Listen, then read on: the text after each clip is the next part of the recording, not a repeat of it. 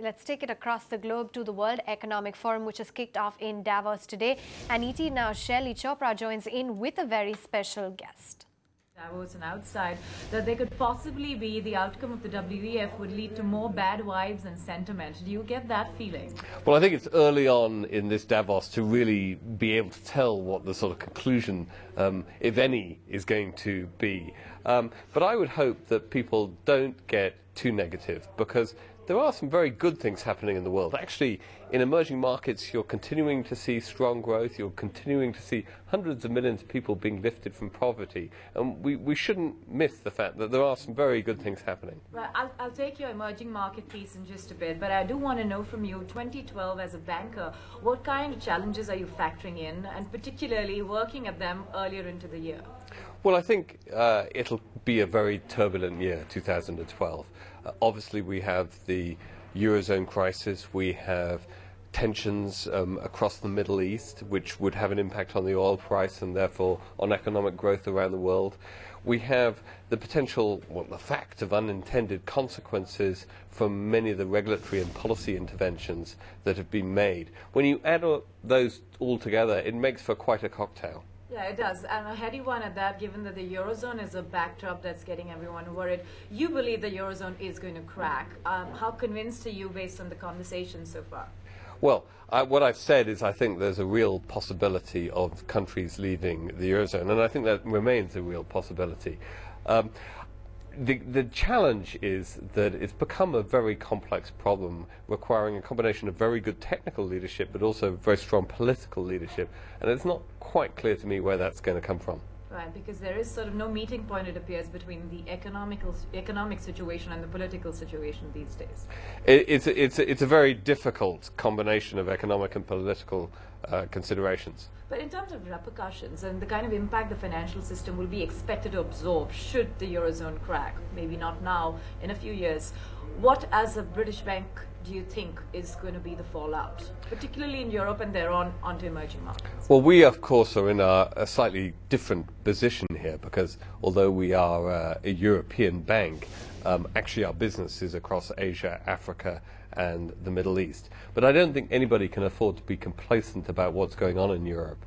Europe is Asia's largest trading partner, so if Europe gets into difficulty, that will undoubtedly have an impact on Asia. So we are watching the situation very, very carefully. But how intrinsically sort of connected are various European banks from a debt point of view? Because isn't debt the biggest reason why the Eurozone could fall apart?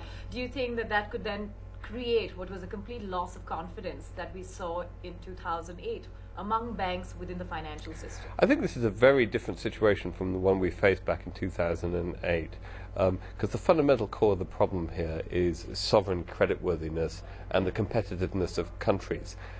That is translated through into an impact on banks, but that is different in a sense from the banks having the problem themselves. You know, global public debt, as you know, is up from $18 trillion in 2000 to $47 trillion almost at the end of 2011. This is not likely to come down. Deficits are going deeper and deeper. Where do you see banks playing a role in sorting out what is the economic mess that countries have no solutions for just yet?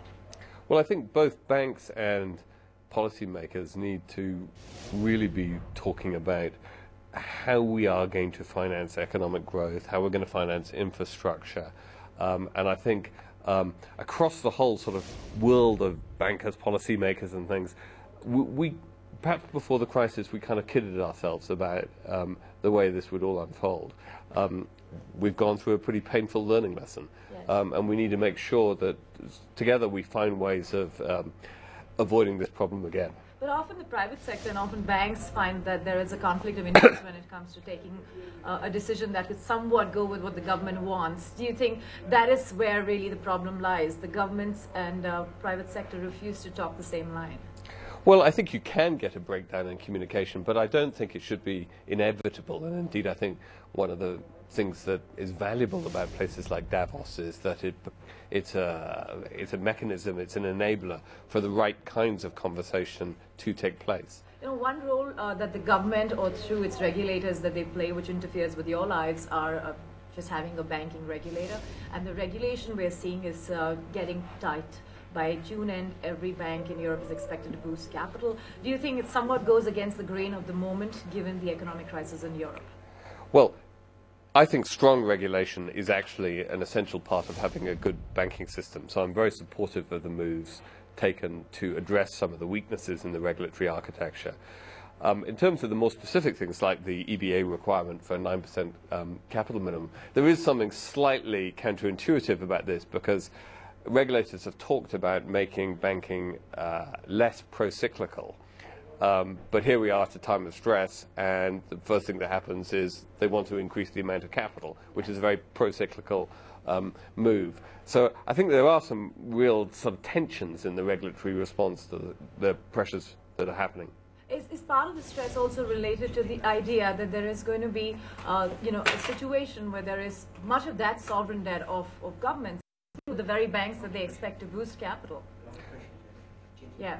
Well, that is part of the problem, and indeed, to some extent, it has got worse because the requirements to hold liquidity buffers have actually meant that banks are required to hold more sovereign debt than they were before. So it's got, in a sense, the banks and the sovereign debt issue more and more entangled with each other. Are banks in consensus with each other on the matter, or is there sort of a breakout even there within banks on the larger issue of the debt? Well, you will find among banks, in the same way as you do among countries, lots of differing opinions. And it's also because banks are very different from each other.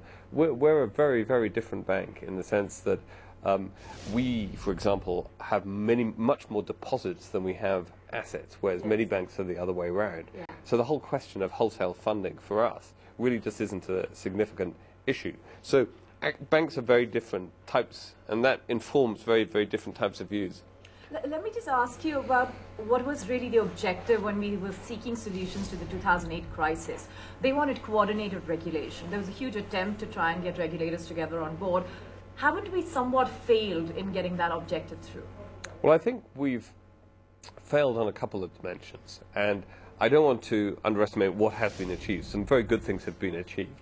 But the two dimensions on which we failed are, one, achieving that level of coordination and consistency, and indeed I think we've fallen back a bit from that, with regulators and central bankers in different countries being driven by local domestic political imperatives. The second way I think we failed a little bit is that a lot of the regulatory impetus has been driven, in a sense, looking through the rear view mirror. So very little of what has been done has any relevance at all to the Eurozone crisis. We've been sort of looking in the rear view mirror and failing to see the tree in front of us. And that's a real problem.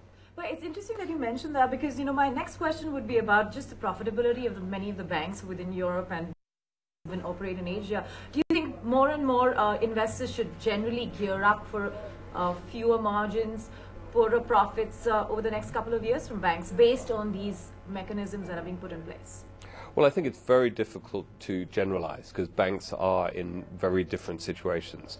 I mean, if you take us, for example, if you take the period between the first half of 2007, when the crisis just began to unfold, to the first half of 2011, we've actually increased our lending to clients and customers by 75%. We've increased our profits by 80%.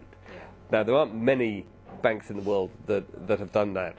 But what you are seeing in the market, and you only have to look at the valuations of lots of banks around the world, is increasing skepticism from investors as to where the returns are going to come from and how this will all unfold. And I don't actually think that's not a positive thing. Okay. Because ultimately, if you want to sustain lending, you need capital in the system. If you need capital in the system, you need investors to believe that they will get returns. Indeed. Good questions on the United States. Again, we have too much focus in Europe right now, but people wonder if the recovery in the US is going to speed up or will it plateau? What is your sense in terms of the headwinds from the other side of Atlantic? Well, I think, you're in an election year. So it's going to be... Don't expect much. Don't expect much. But I do think whoever wins the presidency will, in 2013, have to face the big challenge of wrestling with America's deficit. Have you been disappointed so far with the kind of economic policy that we've seen, if at all any? Well, I'd hesitate to say I was disappointed because I thought it was relatively predictable that in the run-up to an election you're unlikely to get consensus on the deficit and consensus on tough action in tackling it. I also think what you're seeing in America is very, very different things happening. The American corporate sector is actually doing pretty well. Yeah. Thanks to the kind of cuts they've done on jobs, increasing productivity, so it's coming back to health. And success in export markets and so on. So the American corporate sector is in very good health. What is less encouraging is that the American middle classes, the working population, are still in a fairly tough situation. Unemployment is still pretty high. And consumption low. And consumption low. So there are different things happening. The quick word, though, on the policy side, you're saying we do not expect much to change in what has been an empty cupboard in the U.S. No. I wouldn't expect significant change in policy until after the election. Okay, Standard Chartered draws much of its strength right now, and you are in a bullish position relatively because of your emerging market exposure. Do you think that exposure is sort of going to pay off even in the next couple of years, even as we talk about a crisis that will spill a little deeper into these markets? Well, you're right that we are focused on Asia, Africa, and the Middle East. These are markets with huge growth potential and which we know extremely well. Yeah. We're going to continue to stay focused on them. And although, yes, there will be ups and downs and individual markets will face their own challenges, we are very confident about the long-term prospects. Because actually what we're seeing is actually a fundamental shift in economic dynamism and power from the West to, broadly speaking, the East, to the emerging world.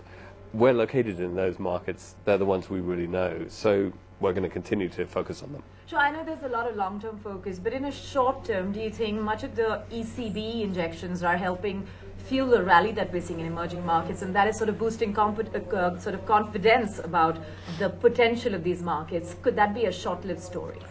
I think it's very hard to know exactly how these contagion mechanisms and correlations work. I think what you're seeing is that the ECB intervention is helping, at least in the short term, in Europe, and because the Europe mood music has improved, that's having an impact on the rest of the world, including emerging markets.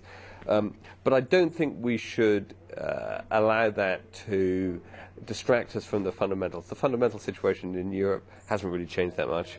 And also the longer-term fundamentals, which are positive in Asia, are still there. But yes. You don't think that these sort of moments of desire from the European investors to rush towards emerging markets could cause short-term volatility, because it's a bit like hot money, right?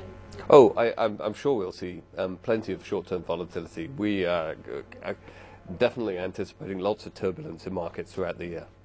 In India, do you see corporations remaining confident, or do you see them getting a little cagey about their spends? They've been spending a lot on cross-border M&A activity, for example, and Standard Chartered has been very much a part of that process. Do you expect them to slow down a little bit in 2012, even the Indian honchos? I don't know. I think it's difficult to tell. I think the mood in India has been very mixed. A lot of issues domestically, all the measures taken by the RBI to put pressure on inflation through interest rates, and so they've tended to have a sort of downbeat effect on demand. But as you say, many Indian companies have actually been focusing on growing outside, on expanding their operations in the rest of the world. I think that fundamental strategic shift to saying, how can we extend and become global, big global companies, I think that will continue. Do you anticipate also more overseas listings? Some Indian companies over the last 2 years have rushed to London for listings, for example. Expect that trend to stay? I think that will probably stay, yeah, because as companies become bigger and more global, the demands for capital increase, and also listing overseas is a way of increasing your profile and increasing your communication with investors in the same way that we listed in India, was a way of us building our profile, giving Indian investors the chance to invest in our growth. But do you sometimes feel that that decision was a bit too early for its times, given that the guidelines from the... Okay, straight from Davos, that's Shelley Chopra in conversation with Standard Chartered Chief Peter Sands.